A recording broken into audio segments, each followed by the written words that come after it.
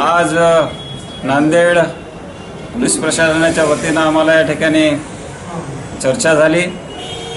अधीक्षक महोदयांनी आम्हाला मार्गदर्शन केलं आणि नवीन मोंढा ग्राउंड हे येणाऱ्या 29 तारखेला जो बंजारा समाजाचा महा एल्गार मोर्चा या ठिकाणी आयोजित करण्यात आले, ती जागा या ठिकाणी देण्यात आलेली आहे।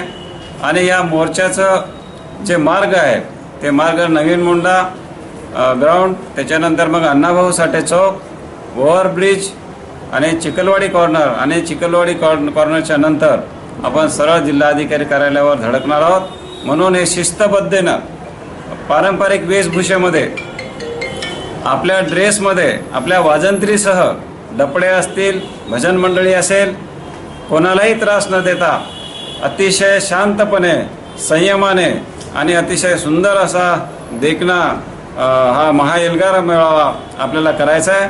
म्हणून सर्व नांदेड जिल्ह्यातील आणि मराठवाड्यातील समाज बांधवांना विनंती आहे की आपण या महामोर्चाला आपण उपस्थित राहावं।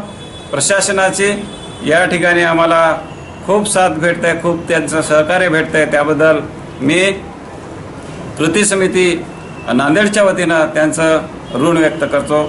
जय हिंद, जय महाराष्ट्र।